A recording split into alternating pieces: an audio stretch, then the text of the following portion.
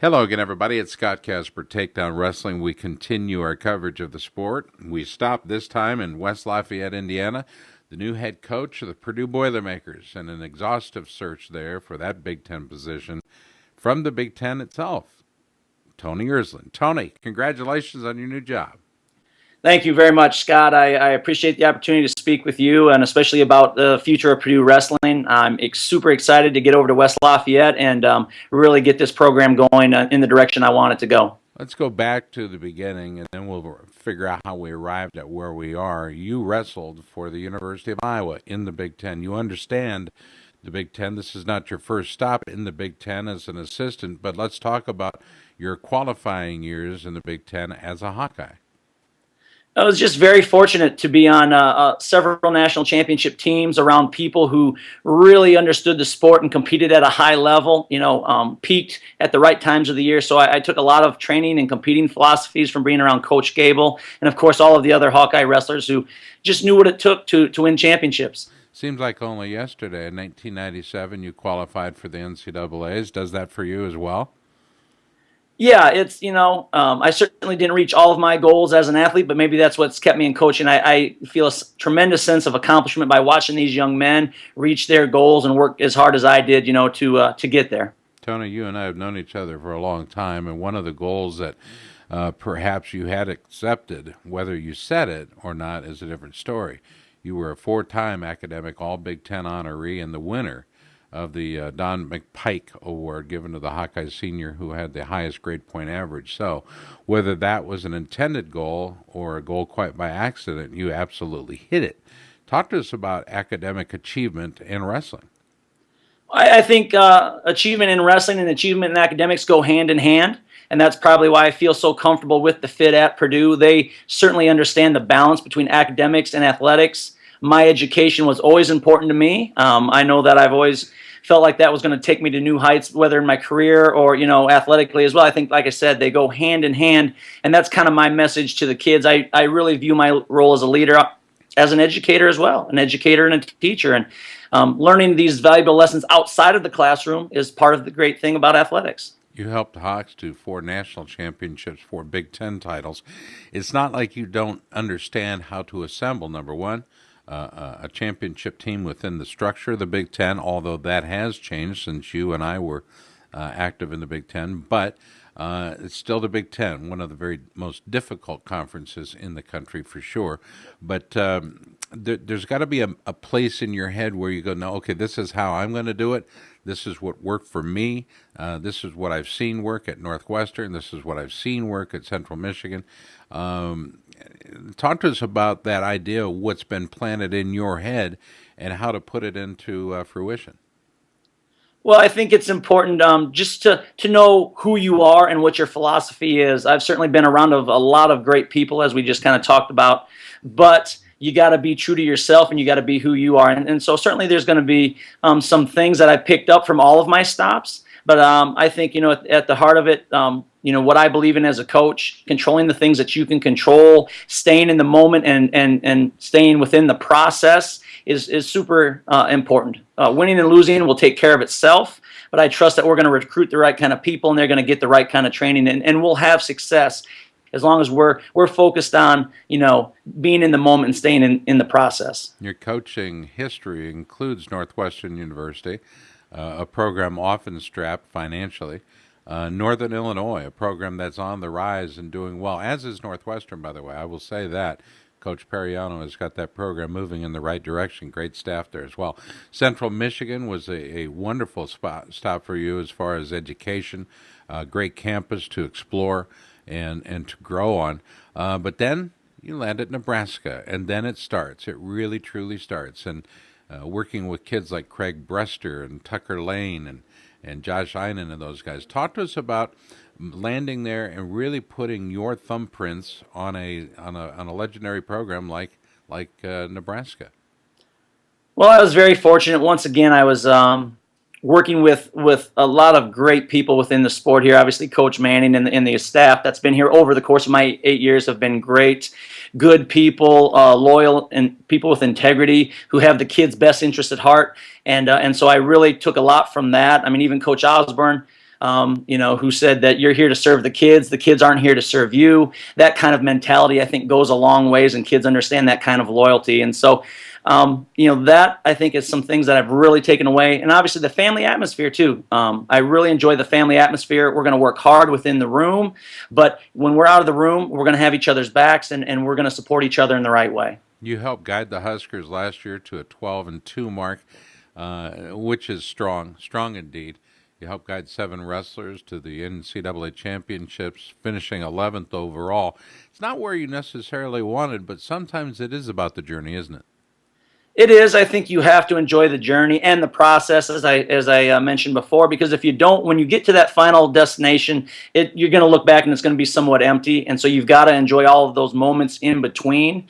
And I think that's key. If you can do that, success will come easier, and you're going to enjoy it a lot more when you get there. You're going to look back on it with fond memories, and ultimately, we want to win, and we want to win at the highest level, and that's why I want to be in the Big Ten. But I believe the easiest way to get there is to create a positive environment, one where the kids are going to enjoy working hard. They're going to see that they're on that path to success, so that when you're going through those hard times, you keep believing in what you're doing. We're talking with Tony Ersland, the new head coach for Purdue University.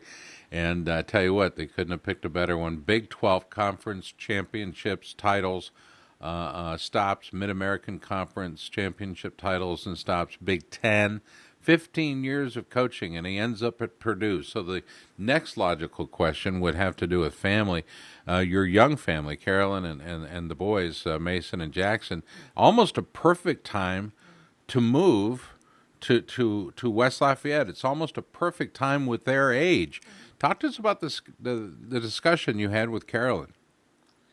Well, certainly, as you mentioned, my wife has been great. Carolyn, she's a tremendous supporter of me and my career, and so we had to sit down and talk, though, because obviously family is still number one with me. That family atmosphere that I want with the team at Purdue is it's obviously strong and starts right at home here. And so, she had the final say. I said, if this doesn't feel right to you or the boys at this time, we won't do it. But she has a good feeling about Purdue and how they see coaches fitting into their department, and how they view athletics and academics, as I said. So we feel like it's a great fit, not only for the kids and me, but for our family as well. It was announced today that Tony Ersland would be the new head coach for the Boilermakers for Purdue and West Lafayette within the Big Ten. It hasn't necessarily been a good last few years for Purdue, finishing certainly out of the top tier, if you will, of the Big Ten. This is a huge challenge, Tony. What has the university done that has enticed you to even be interested in the job, let alone take it? And what have they committed to as far as resources and dedication, not just to you, but to the sport of wrestling?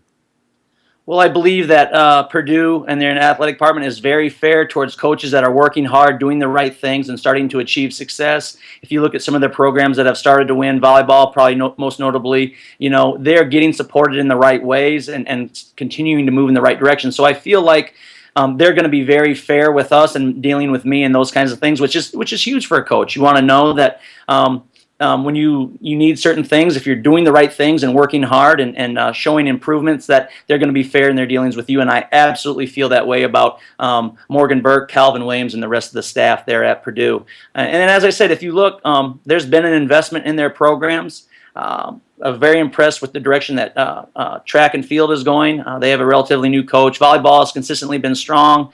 I had a chance to meet with the Coach Hazel there with football, and I really like kind of their attitude and the way they're taking things. I know a lot of people are excited about it as well. So there's excitement. I think success will follow shortly. The Purdue Boilermakers, and of course, John Purdue. Believe it or not, I'm actually a member of the John Purdue Club. So it's, I find myself in odd positions sometimes being members of these different clubs, but I just absolutely love people that are trying so hard to win, and for whatever reason they don't get there. But I like West Lafayette. I like that atmosphere, and I think it's towns like West Lafayette, it's campuses like Purdue, where you can really develop not only as a coach, but you can help develop your assistants. Pete Rogers, for example, Chris Flieger and Richard were there last year. Who's been holding the fort down in the absence of a head man? Well, Pete Rogers, I know, has been holding down the fort and kind of running the show in the absence of a head coach, and so I think he's done a great job. I've spoke to him since I've been named head coach, and I will certainly have more conversations with him as well to see where he's at and what we may want to do with the staff. But I believe he's the one kind of holding down the fort at this time. I know. I remember when Tom Erickson was there as the ops director. I don't think anybody did it any better or has. Tom Erickson understands Purdue, and once in a while I get a chance to talk with Tom. I know he's busy, but boy, oh boy, he says there's so much raw talent, not just in the state of Indiana, but in the states that surround it.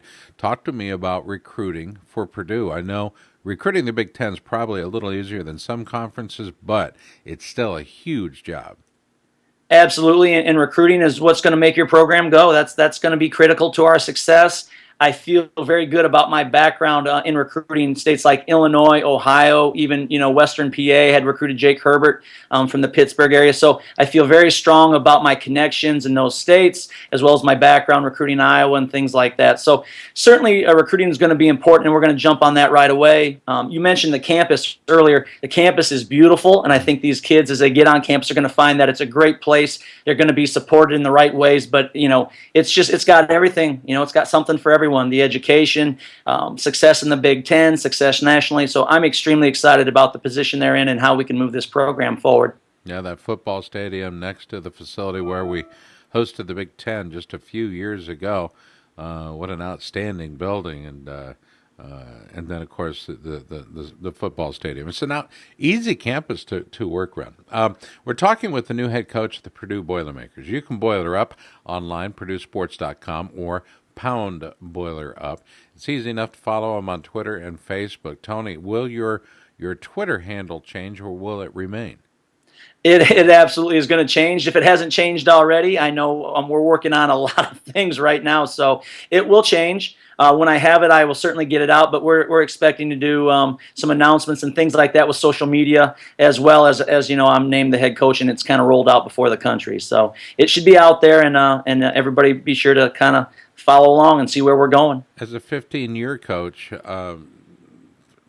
and I don't want this to be taken the wrong way because I feel the same way. Sometimes I think social media, the electronics we're trying to play catch up every day. Obviously, social media has become an important promotional function. Connectivity to the fans is very important. I think that's achieved through social media. How important is it to you? How important will it be to the success of Purdue wrestling in the future as you see it? Well, I think social media, as you said, it's very important. It's how people stay connected with your program and how you're moving forward, and I think that's huge. Certainly, we want all of the boosters, the alumni, the donors, just the Purdue fans across the nation to know what we're doing and stay involved and be active, in our program. That's really how you build a fan base and generate excitement. And we're going to generate excitement within that room every day practicing, but we want the fans to support us, at the dual meets, at the national championships, at the Big Tens, and so certainly social media is going to play a large part in that. I know that you are very fortunate in having an SID who gets it. She loves wrestling, absolutely loves wrestling, and it's Amanda Dahl. Have you had a chance to sit down with her yet? And if so, what was that conversation like? Yeah, I met with Amanda on my visit. She was one of the persons on the panel. Who I interviewed with. So I first met her there, and then we've since talked quite a bit with the press release and just different things concerning social media as well. And she does. She absolutely loves wrestling. I'm super excited to have a sports information person who does get it, and they have that same kind of excitement and interest in the sport that we as coaches have. Yeah, now if we can just get her significant other to move back to the Midwest, life will be a whole lot easier for everybody. Cash Kuroga, I believe, is graduated, correct? Correct. Okay, so the team has a relatively young feel to it. What have you done as far as looking at the roster? Have you talked to the team yet, or will that be achieved next week? I will address the entire team next week. The team at Purdue was informed, though, of my hiring yesterday, and so I've been receiving calls and texts from them, and I've been able to touch base with nearly everyone who has texted me or called me. And I think there's a great excitement and a great energy there. They have certainly embraced it, and they are ready to move forward, which I think is key. I feel like Purdue has always had a great work ethic.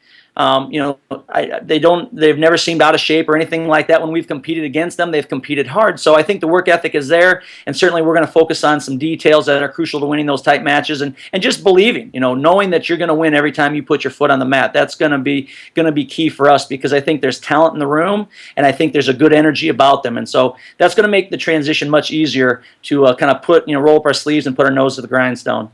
We're talking with Tony Ersland. He's the new head coach of the Purdue Boilermakers and West Lafayette. Coach, on the way out of this interview, we want to give you an opportunity to talk to the Big Ten faithful, the faithful of Purdue and the Boilermakers. What would you like to say to them?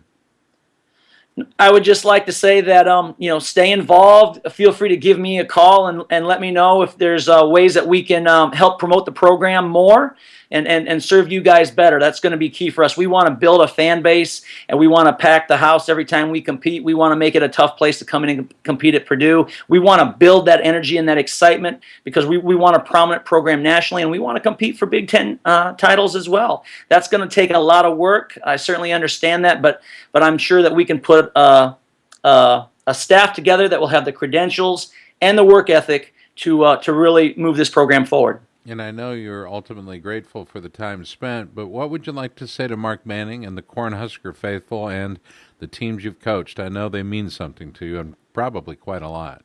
Absolutely. I would love to thank Mark Manning for the opportunity he gave me 8 years ago to come here and coach and be a part of this fantastic athletic department as well. Not just the program, but I have very strong feelings toward the entire University of Nebraska family. They've been great to me. As you said, my kids were born here, and my wife has a great job here. So we're happy to and excited to go to West Lafayette, but certainly it's a little bit bittersweet because we're leaving behind good friends and family, and especially for me, the team here, that's tough. You're in the room with them every day, and you sweat and you bleed with them, and they sacrifice so much, as I said, for you. So that's tough. That moment was actually tough yesterday when I addressed some of the guys that were here, and I wish them nothing but success in the future. I know they will. They have the right kind of culture and the attitude here. Well, he has been raised to be a winner, and he will continue that effort after 8+ years at Nebraska as he moves to West Lafayette to take over the reins of the Purdue Boilermakers wrestling program. Tony, always good to talk to you. Congratulations on your new position. Best of luck to you and the staff that will be and the team that you'll assemble. I'm looking forward to it.